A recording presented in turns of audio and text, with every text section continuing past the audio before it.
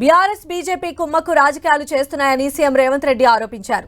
ఎన్ని కుట్రలు చేసినా పార్లమెంటు ఎన్నికల్లో కాంగ్రెస్ ను ఢీకొట్టలేరన్నారు. ఆగస్టు 15 నాటికి 2 లక్షల మేర రైతు రుణమాఫీ చేస్తామన్నారు రేవంత్. అలాగే ముదిరాజు నాయకుడికి మంత్రి పదవి ఇస్తామన్నారు. మరోవైపు ఎస్సీ వర్గీకరణకు కాంగ్రెస్ కట్టుబడి ఉందన్నారు. గద్వాల బంగ్లా కుమ్మక్కు రాజకీయాలు ఆనాడు బీజేపీలు బీఆర్ఎస్ కోటేశారు కాంగ్రెస్ పార్టీని సరితమ్మను ఓడించడానికి. ఇవాళ మహబూబ్నగర్ జిల్లాలో బీఆర్ఎస్ వాళ్ళు బీజేపీని గెలిపించడానికి కుమ్ముక్కు రాజకీయాలు చేస్తున్నారు. సోదరులారా, ఒక్కసారి ఆలోచన చేయండి.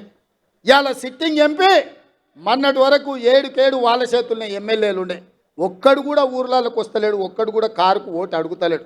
అంటే ఆ పార్టీ చచ్చిందా లేకపోతే వీళ్ళు వదిలేసిందా అని నేను అడుగుతున్నా. మోడీకి తాకట్టు పెట్టిండ్రు.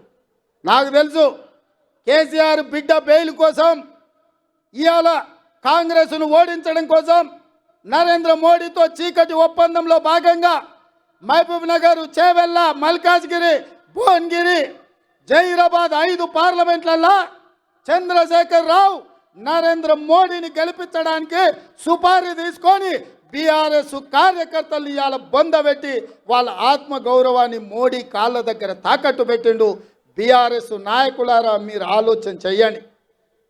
లక్షలాది మంది కార్యకర్తలు ఇతర పార్టీలు జైలుకు పోయినప్పుడు కేసీఆర్కు దుఃఖం లేదు.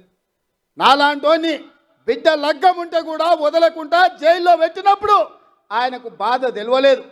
కానీ బిడ్డ జైలుకు పోగానే మోడీ దగ్గర తెలంగాణను తాకట్టు పెట్టిండు. ఇది తెలంగాణ ఆత్మగౌరవానికి మంచిదా? ఒక్కసారి ఆలోచన చేయండి. బీఆర్ఎస్ కార్యకర్తలారా, బీఆర్ఎస్ నాయకులారా, ఆత్మ పరిశీలన చేసుకోండి. 5 నిమిషాలు గుండెల మీద చేసుకొని ప్రశాంతంగా ఆలోచన చేయండి. ఎందుకు చంద్రశేఖర్ రావు ఇవాళ మీ పార్టీని తీసుకెళ్ళి మోడీకి, బీజేపీకి తాకట్టు పెట్టిండు? ఇవాళ మహబూబ్నగర్లో ఎందుకు బీఆర్ఎస్ వాళ్ళను బీజేపీకి ఓట్లు వేయమంటుడు? ఇవాళ చేవెళ్లలో బీఆర్ఎస్ నాయకులను బీజేపీలకు లొంగిపోమంటుండు. మల్కాజ్గిరిలో మీ ఓట్లు బదిలీ చేయండి అని చెప్తున్నాడు.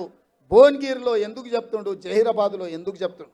ఎందుకంటే ఈ 5 సీట్లు మొత్తం 14లో ఈ 5 సీట్లు మనం గ్యారెంటీగా గెలుస్తాం.